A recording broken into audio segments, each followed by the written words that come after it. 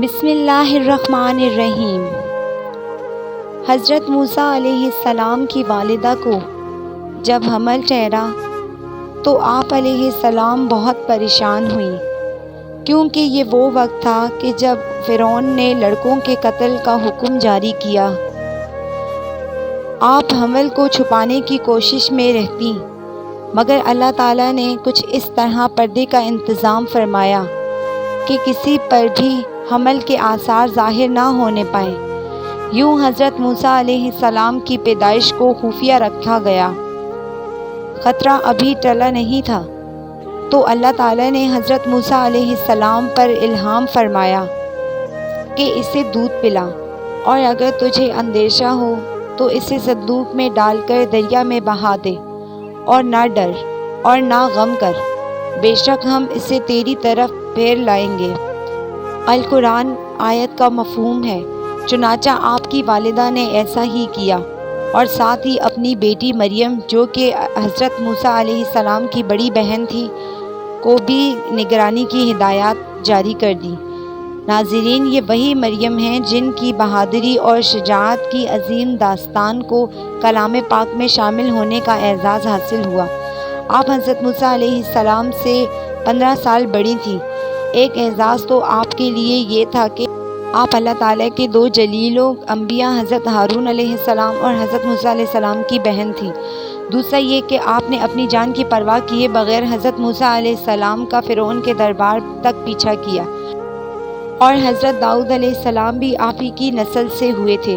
قرآن پاک میں ان کا ذکر ان الفاظ میں کیا گیا ہے کہ جب حضرت موسیٰ علیہ السلام کی والدہ نے آپ علیہ السلام کو صندوق میں بند کر کے دریابرد کیا تو ساتھ ہی اپنی بیٹی مریم کو یہ حکم دیا، اور اس کی یعنی موسیٰ کی والدہ نے کہا موسیٰ کی بہن سے کہ اس صندوق کے پیچھے پیچھے ہو لے۔ پس وہ اسے دیکھتی رہی دور سے، اور وہ اس حقیقت کو نہ سمجھتے تھے۔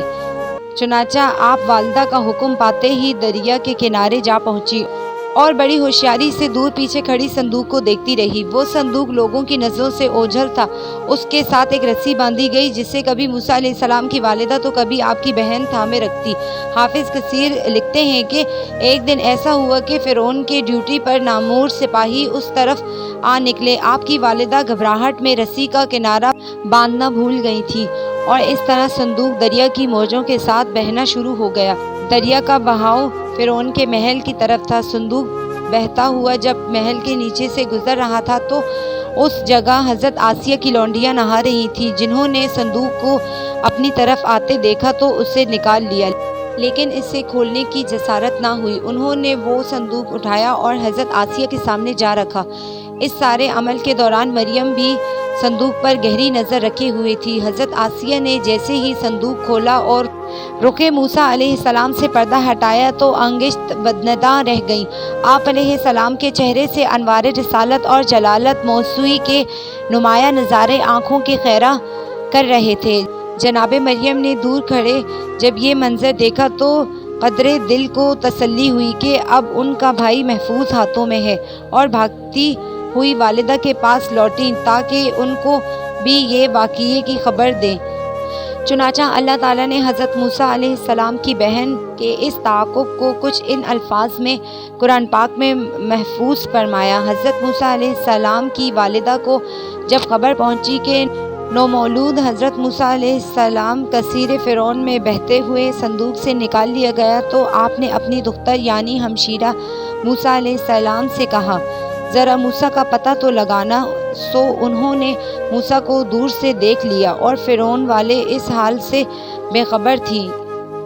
بیٹی نے جیسے ہی والدہ کو موسیٰ علیہ السلام کی بخیر و عافیت محل میں پہنچنے کی خبر دی تو والدہ نے شکر ادا کیا، اور ساتھ ہی یہ فکر لاحق ہو گئی کہ اب موسیٰ کے ساتھ کیا معاملہ پیش آئے گا، کیونکہ اب تو وہ بھوک سے بھی رو رہا ہوگا۔ چنانچہ والدہ نے ایک بار پھر اپنی باہمت بیٹی کو مشن پر روانہ کیا اور خبر لانے کے لیے بھیج دیا۔ اب کہ جو جناب مریم محل میں پہنچی تو عورتوں کا تانتا بندھا ہوا تھا، اور سب حضرت موسیٰ علیہ السلام کو دودھ پلانے کی کوشش کر چکی تھی، مگر باحکم خدا حضرت موسیٰ علیہ السلام نے کسی کا بھی دودھ پینے سے انکار کر دیا۔ اس موقع کا فائدہ اٹھاتے ہوئے جناب مریم آگے بڑھیں اور بڑے محتاط انداز میں حضرت آسیہ سے کہنے لگی، کیا میں بھی تمہیں ایک ایسی عورت کے بارے میں نہ بتاؤں کہ جس کا دودھ پینے سے یہ بچہ انکار نہیں کرے گا؟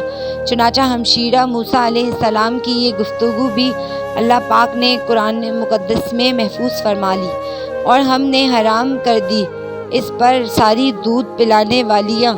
اس سے پہلے تو موسیٰ علیہ السلام کی بہن نے کہا، کیا میں پتہ دوں تمہیں ایسے گھر والوں کا جو اس کی پرورش کریں تمہاری خاطر، اور وہ اس بچے کی خیر خواہ بھی ہوں گے؟ تاہم اس پر حضرت آسیہ نے موسیٰ علیہ السلام کی ہمشیرہ سے فرمایا، تم پہلے جاؤ اور اس عورت کو بلا کر لاؤ جس کا تم کہہ رہی ہو۔ چنانچہ آپ کی خوشی کی انتہا نہ رہی، بھاگتی ہوئی واپس پلٹیں اور والدہ کو آ کر خوشخبری سنائی۔ پھر آپ دونوں کثیر فرعون میں گئیں اور یوں حضرت موسیٰ علیہ السلام نے اپنی والدہ کا ہی دودھ نوش فرمایا۔ اس کا ذکر بھی قرآن پاک میں موجود ہے۔ ناظرین، اس تمام واقعے سے حضرت موسیٰ علیہ السلام کی ہمشیرہ کی ہوشیاری، ذہانت، چالاکی اور ہمت کا پتہ چلتا ہے، کیونکہ اس وقت کے جب فرعون کے کارندے ہر طرف پھیلے ہوئے تھے اور گھر گھر سے صرف نومولود لڑکوں کو تلاش کیا جا رہا تھا تاکہ انہیں قتل کیا جا سکے، تو اس مشکل وقت میں آپ نے جس جرأت اور بہادری سے اپنے بھائی موسیٰ علیہ السلام کی حفاظت کی، غرض سے آپ کا تعاقب کیا، یہ عمل قابل تحسین تھا۔ یہی وجہ ہے کہ ان کے اس عمل کو قرآن مقدس میں بیان فرما دیا گیا ہے، اور ساتھ قیامت تک کے مومنین کے لیے انبیاء و مرسلین کی ناموس پر پہرا دینے کے لیے اشارہ بھی فرما دیا۔